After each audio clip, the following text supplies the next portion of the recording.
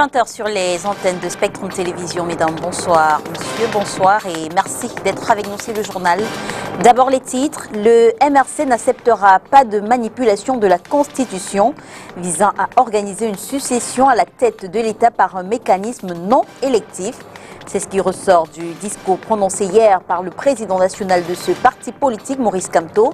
Analyse des temps forts de cet autre discours du président national du Mouvement pour la Renaissance du Cameroun dans un instant. Et puis affaire Bello, le visage de la torture, des traitements cruels, inhumains et dégradants, la suite de l'histoire.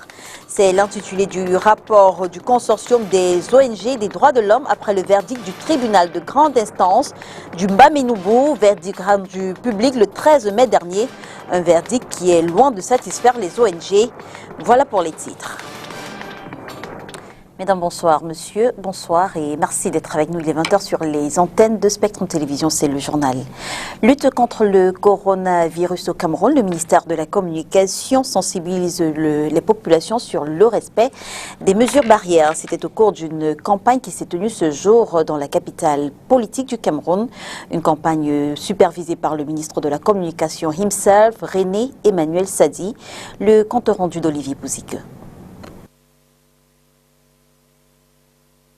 Armé de prospectus, véhicules blindés de banderoles, gilets anti-Covid, le personnel du ministère de la Communication prépare une opération baptisée « Campagne comme Mincom ». L'objectif de la mission est de protéger les populations de la capitale contre un ennemi mortel, le coronavirus. Plus de 150 personnes ont déjà péri dû à cette pandémie et le gouvernement craint le pire. Avant la descente de la troupe sur le terrain, le chef de l'unité, René Emmanuel Sadi, ministre de la Communication, fait un dernier briefing sur l'objet de l'opération. Vient ensuite le temps de la répétition générale. Population, protégeons-nous, protégeons les autres, restez à la maison.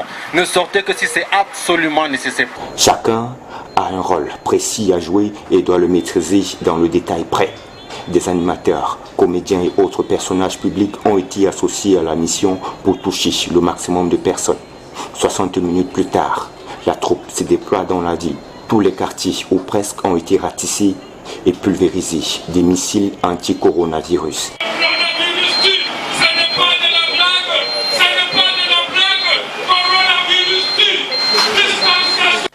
La population accueille favorablement l'opération. D'ailleurs, la réponse ne tarde pas à tomber. J'ai fait l'effort de ne pas porter peut-être 2 ou 3 personnes.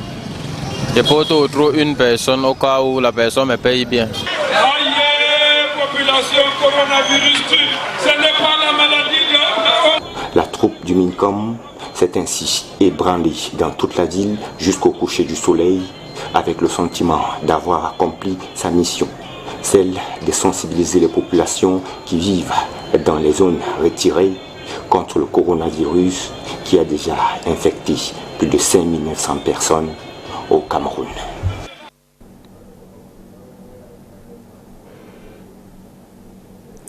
Et puis rentrée des classes au Cameroun, vous le savez, c'était ce 1er juin 2020, une rentrée qui rentre dans le cadre du 3e trimestre et sera consacrée à la préparation des élèves aux examens officiels. Ce jour, nous avons rencontré une enseignante à Douala qui nous explique comment sera concrètement organisée cette reprise. Inès Pingan. La reprise des cours ce 1er juin 2020 marque le début du 3e trimestre de l'année scolaire 2019-2020. Un trimestre qui sera consacré aux révisions. On a en fait un mois de cours tel que la hiérarchie a recommandé. Pour qu'elle se passe bien, on a juste à cet instant prévu faire des révisions pour rafraîchir la mémoire des élèves, revoir ce qu'on n'a pas pu faire au 2e trimestre. En fait, il y avait rupture, on était à moins une semaine des congés de Pâques. Donc le trimestre, en fait, le 2e trimestre était déjà presque à la fin. Et ça fait que la moitié, la plupart des programmes ont été couverts presque à 85-90%. L'interruption brusque des cours au 2e trimestre n'a pas empêché que le train de l'année scolaire continue à avancer. C'est vrai que pendant la période de confinement, les élèves étaient entretenus par WhatsApp. On ne les a pas laissés comme ça. Les enseignants ont pris la peine d'entretenir les élèves qui devraient, les élèves de classe d'examen. On les a entretenus en ligne. Bon, maintenant, le problème, c'est que ce n'est pas tout le monde qui a reçu cet entretien en ligne. Donc cette occasion, cette reprise fait à ce que ceux qui n'ont pas pu bénéficier de cette reprise en ligne, de cet entretien en ligne, vont les avoir maintenant en direct. Un mois, celui de juin, période de temps largement suffisante pour les enseignants pour revenir sur ce qui a déjà été fait et préparer les enfants aux examens. Je trouve que les 1 mois c'est beaucoup parce que imaginez qu'on restait dans le cursus normal. Donc on ne devrait avoir que 2 semaines. Donc 2 semaines à 4 semaines, vous voyez que c'est largement suffisant pour préparer les enfants aux examens officiels, surtout que les évaluations seront suspendues. Mais on va juste tabler, insister sur les révisions. Rappelons que la reprise concerne uniquement les classes d'examen. Et selon le planning, ces examens débuteront au début du mois de juillet 2020. Et vous le savez, Inès Pangan l'a d'ailleurs rappelé en chute de papier, uniquement les classes d'examen sont concernées par cette reprise. Conséquence, certains enseignants n'ont pas de classe à tenir durant ce 3e trimestre. Et pour les occuper, les responsables d'établissement soit leur confient un travail de surveillance, soit alors ils s'occupent des permanences.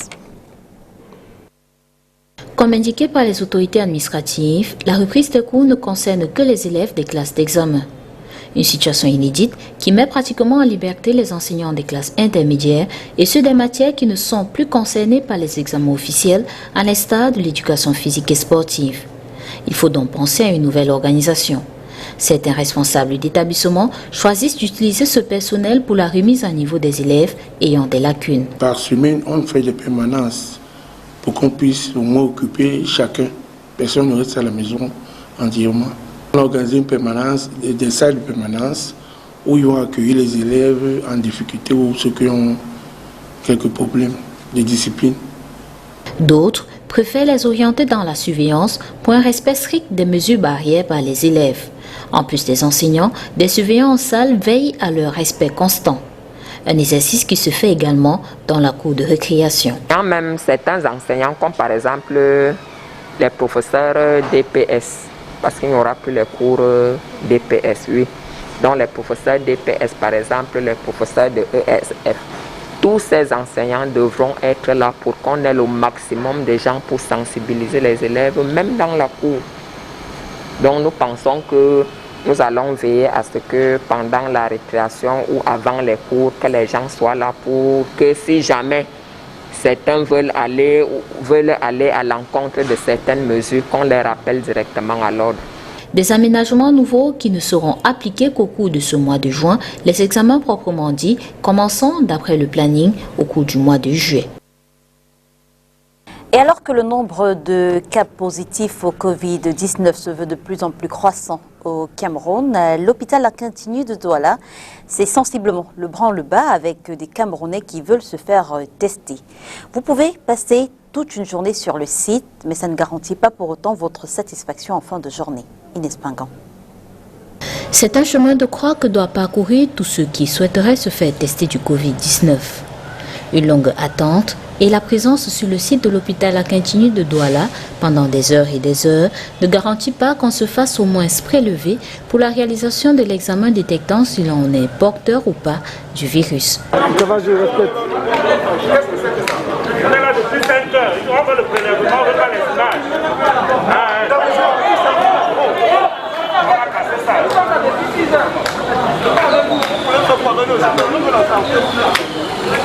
Le Cameroun ne disposant pas de plus de 25 millions de tests pour toute sa population, il a été défini un protocole qui identifie des personnes susceptibles de se faire tester dans les différents centres agréés. Ce n'est pas parce qu'on a été en contact avec un patient Covid qu'on doit systématiquement venir faire le test.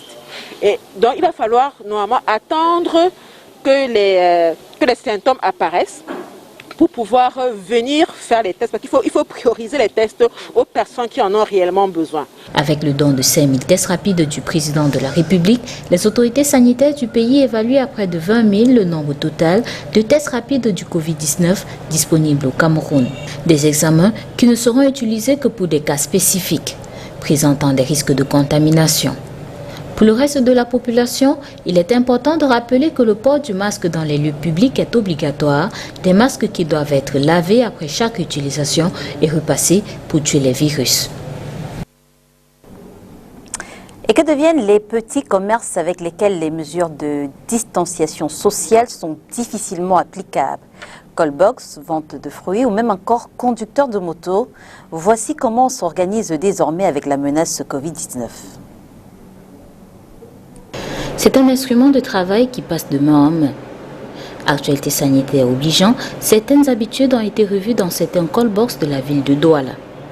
Les gestionnaires et les clients de ceux que nous avons visités au quartier Aqua essayent tant bien que mal de respecter les mesures d'hygiène et de distanciation. Je ne donne plus le téléphone au client. Moi-même, je prends le numéro, je compose. Donc, je désinfecte les mains tout le temps, je lave, j'ai mon désinfectant. Je demande à chaque fois que je veux le transfert. Quand je tends le téléphone, je refuse. Je dis que compose, je donne mon numéro, compose, elle me remet.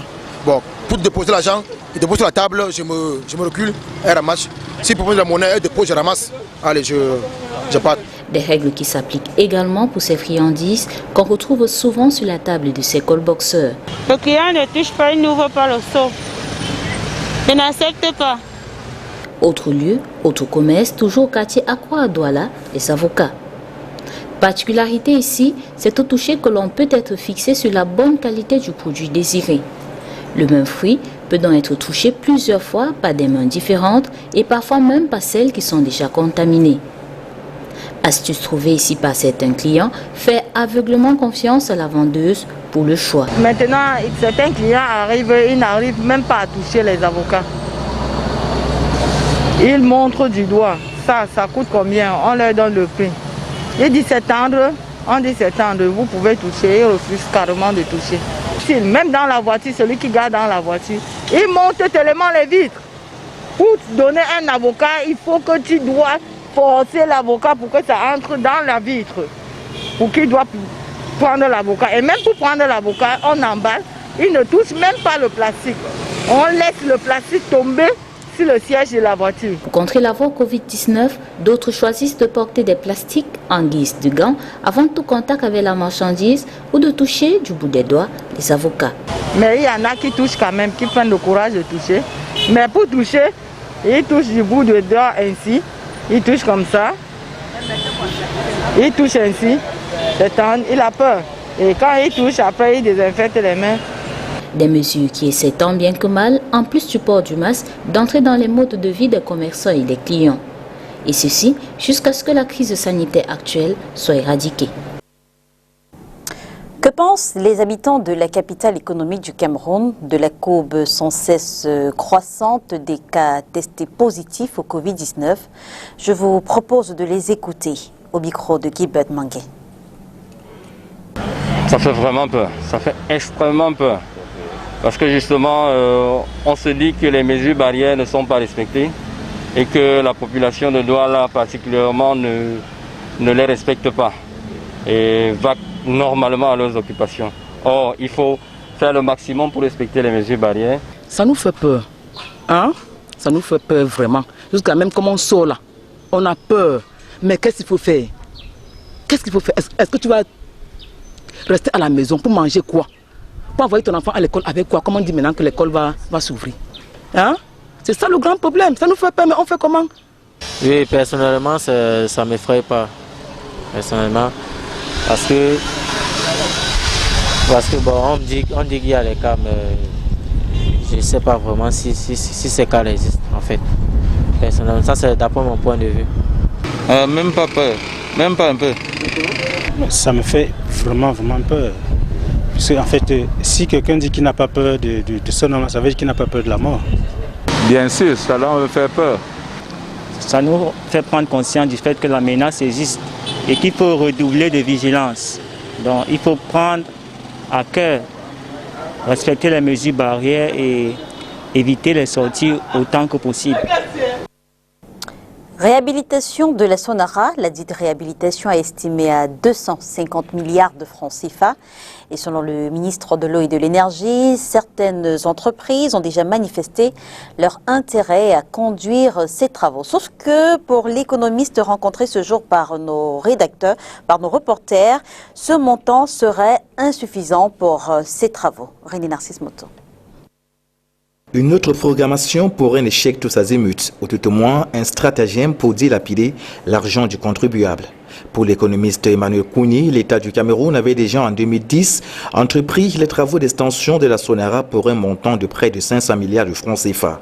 Au regard de ce précédent, il est loin de s'imaginer aujourd'hui que l'on puisse réhabiliter la Sonara avec un montant de 250 milliards de francs CFA. On sortait donc d'un investissement qui était qui devait être de l'ordre de 500 milliards de francs. Quand en mai 2019, nous avons eu cet incendie qui nous a coûté près de la moitié des installations de la Sonara. Alors maintenant, s'il faut réhabiliter la Sonara et que le montant évalué, le montant de cette réhabilitation soit évalué à 250 milliards, je pense que c'est très peu pour qu'on puisse penser qu'avec 250 milliards, on peut arriver à remettre la Sonara en marche. Pour l'économiste, les ressources devraient plutôt être orientées vers le fonctionnement des services de l'État et donc les investissements dans le domaine de la santé, ce du fait du coronavirus. Ça sera très difficile parce que, compte tenu, n'est-ce pas, de l'avènement du coronavirus, on est aujourd'hui en train de penser que la priorité serait d'orienter les ressources, peu de ressources disponibles vers le fonctionnement des services de l'État et également vers, n'est-ce pas, des investissements dans le domaine de la santé, parce que nous avons beaucoup de manquements pour ce qui concerne, n'est-ce pas, les équipements nécessaires pour la lutte contre le coronavirus. Le collectif budgétaire, à travers une loi rectificative, pourrait être une solution pour une meilleure orientation des moyens. Le plus important aujourd'hui, c'est de voir dans quelle mesure on peut aller vers un collectif budgétaire, c'est-à-dire une loi rectificative de la loi des finances qui puisse permettre à ce qu'on puisse orienter le peu de moyens qui pourraient être disponibles vers les dépenses liées, n'est-ce pas, à la crise économique qui sera subséquente à la pandémie de Covid-19. Tout compte est fait, la réhabilitation de la Sonara en ce moment précis où le Cameroun est secoué par une crise sanitaire est inopportun, conclut l'économiste. Politique à présent, le mouvement pour la renaissance du Cameroun n'acceptera pas de manipulation de la Constitution visant à organiser la succession à la tête de l'État du Cameroun par un mécanisme non électif. C'est ce qui ressort du discours prononcé hier par le président national de ce parti, Maurice Kamto. La crise dans le nord-ouest et le sud-ouest était également au menu. On fait le point de ce discours avec Makedali Chinocham. Nous sommes rendus à un tournant de notre histoire. Dans son discours du 1er juin 2020 relayé sur les réseaux sociaux, le président national du mouvement pour la renaissance du Cameroun affirme d'emblée. À maintes reprises, et récemment encore dans mon adresse du 19 mai 2020, j'ai attiré votre attention sur les manœuvres visant à organiser la succession de gré à gré à la tête de notre pays. Je puis vous dire aujourd'hui que les choses se précisent. Les artisans du gré à gré sont plus que jamais à l'œuvre. Par ce biais, ils veulent accélérer le cours de l'histoire à leur fin, au mépris de toutes les règles démocratiques, de l'évolution du pouvoir et des souffrances du peuple camerounais, je voulais dire de vos souffrances. Qu'il soit clair pour tous, nous n'accepterons jamais aucune forme de succession de gré à gré à la tête de l'État. Deuxième, à l'issue de la dernière élection présidentielle organisée au Cameroun, Maurice Kamto exige du gouvernement la résolution de la crise sécuritaire dans le nord-ouest et le sud-ouest, avant toute participation à un autre scrutin. Je réitère avec gravité que faute d'une résolution politique de la guerre civile que le régime de M. Biya a provoquée dans les régions du nord-ouest et du sud-ouest, et sans une réforme consensuelle du système électoral à laquelle auront pris part les principales formations politiques et les organisations de la société civile crédibles, le MRC et le peuple du changement n'accepteront pas qu'une nouvelle élection populaire se tienne au Cameroun. Le 1er juin, le président national du MRC a également fustigé la gestion actuelle de la crise sanitaire due à la maladie à coronavirus. Je vous alerte afin que nul n'en ignore. Affaire Bello, le visage de la torture, des traitements cruels, inhumains et dégradants, la suite de l'histoire. C'est l'intitulé du rapport du consortium des ONG des droits de l'homme après le verdict du tribunal de grande instance du Mbaminobo, verdict rendu le 13 mai dernier. Au cours d'une conférence de presse organisée ce jour à Yaoundé, ce consortium, accompagné du collège d'avocats d'Ibrahim Bello, s'est indigné de la légèreté avec laquelle cette affaire a été traitée. Mireille Septier. Affaire Ibrahim Bello, les 2 policiers déclarés coupables de torture et blessures graves sur adolescents écopent de 3 et 4 ans d'emprisonnement. Il s'agit respectivement de l'officier de police premier grade Cyril Bikouo Zié et de l'inspecteur de police Joseph Désiré Sac. Les dommages et intérêts à verser à la victime par la délégation générale à la Sûreté nationale est arrêtée à 50 millions alors que celle-ci avait exigé 1 milliard de francs CFA. Pour la défense, c'est le verdict de la honte au vu des dispositions du code pénal. La peine est un emprisonnement de 10 à 20 ans lorsque la torture cause à la victime la privation permanente de l'usage de tout ou partie d'un membre, d'un organe ou d'un sens. Et l'article 277 réprimant les blessures graves stipule qu'elle punit d'un emprisonnement de 10 à 20 ans celui qui cause à autrui la privation permanente de l'usage de tout ou partie d'un membre, d'un organe ou d'un sens. Par ailleurs, le consortium des ONG des droits de l'homme dénonce le traitement minima et au rabais accordé à Ibrahim Bello par l'État du Cameroun, responsable de l'amputation totale de ses membres, et exige la mise à disposition du jeune Ibrahim Bello des prothèses de dernière génération pouvant permettre à cette victime de se mouvoir pour le restant de sa vie sans trop de peine, dans la mesure où les prothèses à lui offertes par le centre Paul-Émile Léger ne peuvent aucunement lui permettre de se mouvoir et ne peuvent que contribuer à aggraver le traumatisme qu'il a subi depuis 2017. Le collège des avocats de Ibrahim Bello, sous la houlette de maître Victor Kadji, a interjeté appel le 22 mai 2020 contre le verdict du tribunal de Bafia du 13 mai dernier. Et si cet appel n'est pas traité avec impartialité et équitabilité, le consortium des ONG n'hésitera pas à faire recours aux mécanismes internationaux, notamment le Comité contre la torture des Nations Unies ou la Commission africaine des droits de l'homme et des peuples.